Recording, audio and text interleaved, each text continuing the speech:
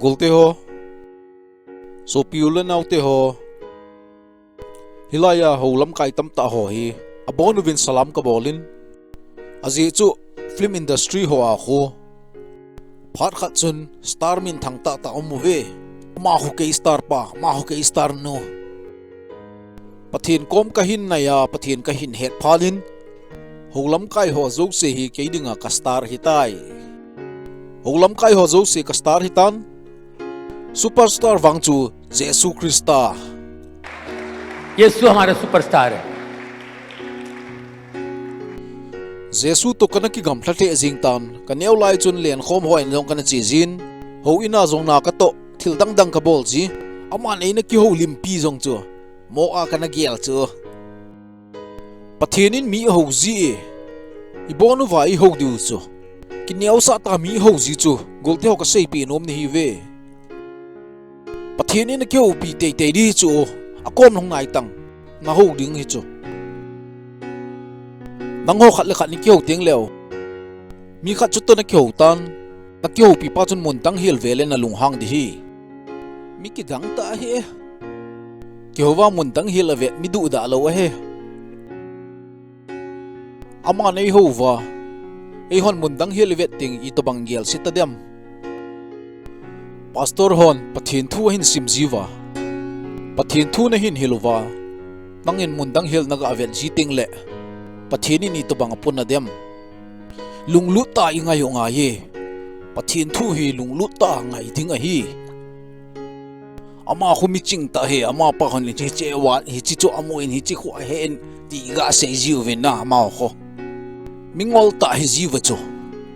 kiu hlu nom jeng bo um wa hi chu ipi he du ham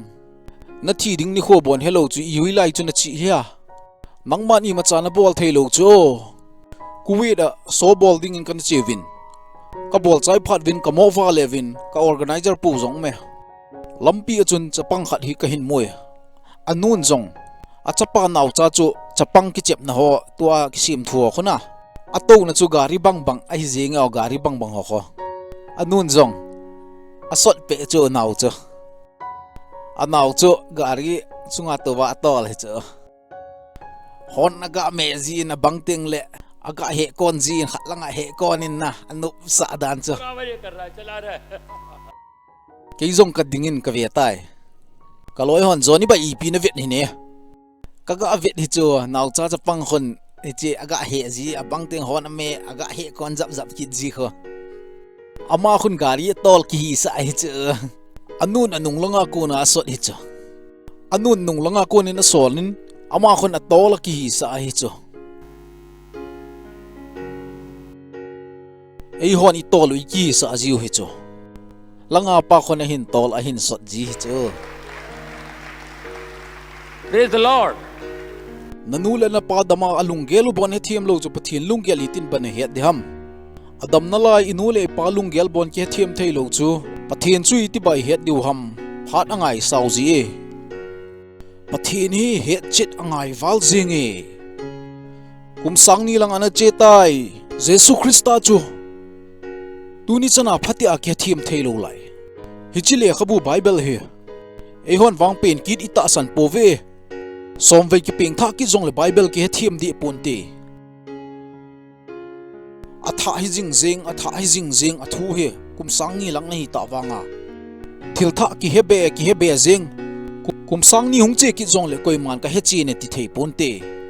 leisi ra kon ki sim hi win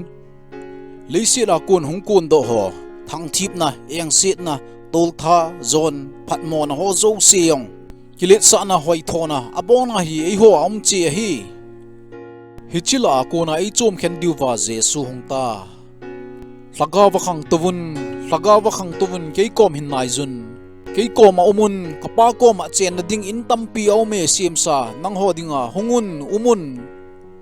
hichu hi pathian di ta pathian hi ei ho ei lung se che ve flimin nei mu ji uvin kathil bol ho nei thanu pi ji uvin hichi achun nei hin heaven ke Christian ka hi pathian so pa ka hin pathian na tong ka hin nei ngai lu che jeng ve in sung khat I hi ve Krista in ko khat I hi ve Jesu Krista hi het thiam go hi te het thiam ding I god wa hi le gang chala I het thiam thei tho wo hi nahin het thiam ting nahin het chen ting anoma nom zing hi na tha nom ta ding sumsanga zong na le zo ta ding nei le go ho min than na ho I ma cha na ti ta lo ding nei le go ho min than na ho I ma cha hi poi pathin ma sanga he Zero है 1990 le 2000 hi chi kum som ki ka chu kamin hi thang hle zinga hi chu hlasi a hi film li be a ka pan te te chu sum kana ha mu chu sum kana mu ho zo se chu 100%. kana to do zita chu 100% 100% chung zong hi bat zong kana nei zing hi ta chu kaloi nu nei le go ho zong beita lon kila in ho zong zu do dinga ta kaloi nu ni pi bep na bol hi tam in san na zo go hi chu chi pi ho kholo zo ding bon I nei chula mombe ya ni kum ti la ya bon in bon ki nei lo chu tua thili nei hela pan di jing pan chop di jing han san na chu pathin in nei pi chu ken I ma zong ka gel thelo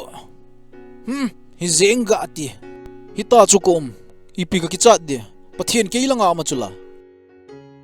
ting le sum zong na ki cha lo ding mi zong ki cha lo ding nang sanga le ji lo chu leng zo se leng pakai zo se pakai acha hiu chu I pi ni ki sa ham I pi na gel ham acha hi ve ho hepa ngai damin I pi abol hi a hepo ve anna saina gel zong leo kum sang khat hi zong le a het thiam lo di wa hi ngai damin aga ati jing chu hoila ya lungnem na oma iti abol ham ngai dam jingin ngai damin apthil bolo het lo hi amel mate chunga zong lungset na angai lut na lai hi chu Jesu hi chu cha khat pa zong chun pathin cha pa ni hi le nang zong khiu doin lang ke ni zong I hu do tang gu cha khat pa wang chun hey hita chun sei hi tang ei ni ni chan dinga lom I mu hi chu mi phalo hi to ne I chan dinga lom hi ama wang khu mi pha hi mi phata hi dinga hi hita chun sei hi be in I pidinga hita chu ati hidem Jesu lang chu aga ve in na lengam na hlun ting le na vai hop na hlun ting nei sumil hi be in ta san na chu ve tang ata san dan chu ta san na na chu anung zui khanum ji hi chu ta san na ting le aga ki mu ji hi chu tuni a ke to paradise a ding a hitai gucha khat ko ma ke to paradise a khom ding hi ti angai dam hi ta chu Peterin zong ana hethiam wa pon seizui Thomas in zong hethiam wa pon Andrew a hin teng seizui dang dang ho kum sot ta analean khom zo wa zong ana het do wa ki lovo guchapan ni dan thum sunga a het do jeng mi khat a hi mi mai hi poi mi he mai wang hi poi hepa ngai damun athil bolo he poi ti thei chu mi khat mong hi mi gu chaw ho achi is you chu beng achom dik teng zong le planning bol chu kum khat kum ni cheng ki go jeng ji hoya che hoya ga ala para hoya iti ka bol ding ham ti ho chu टांग टिंग टूं टूं police sunghlun masanga plan करते हैं achi dan chu achi in chu anaman cha a het jing miki dang khat a hi miki dang mong pathin cha wang hi te ding a hi he pangai damin ti jing thei chu mi mai wang he poi mi khat hi kum thum ki vo pi wa na het do lo chu guchapan ni dan thum sunga ana het do jing hi Jesu mina thil bol thein dan hi wana kal to masang chun ka che ding a hin lagau theng na pi diwa ka hin sol ding a hi hatawin pathin thil bol theina na mu jing ding a hi kaizong kana ha taw hle zeng in EPPM thil tam ta ana su hengin ken EP ka sei ham zong ken nong ka ki het di ki lo hi dam na zong ana chang ki du ve nikhat ka producer pu te in lang hen ka chevin a ui cha chu ana hin tin nyau cha bo hi a ui cha chu ka to wa ka ga ki ho lim wa he le अरे जॉनी भाई na ko ma ui cha chu ve tango adam mo a hita ka ir se to EP changa hitam ken jong o taw na kaman jing EP na bol gut e taw na ga aman gut hi chui ken jong taw na ga amangin taw na ga aman pia hi le luta गिर गया lua dam ta ham talo blue itin bol ha ken jong ka hepoi ka ga taw pi jing pathin lungsung ve ji pa hi golthio ifang patle jing ve jesu I het hina jesu I het hi wang pha ve leisi da dinga aching pen pa ipu solomon chu achi dan chu india akona zong leng ho chu an chewa chi na ho achi dan ho chu atusim aga ngai jiu hi chu hibanga miching pen pa azona pena chu ipi asei tam thil zo se hi I macha hi poi ipathi nu bo hu iza kai a hin adang se I macha hi poi hibanga miching pan jong I macha ka hi poi ti le ei ho epidinga elung gim jiu ham enjoy करो लाइफ को in the name of Jesus nahin kho nom tin bangin jesu minin na chi na na het na ho jok se chu jesu het be nan mangin lang jesu het chin nan mangin jesu ni ne che teng le wa noya num ding hitai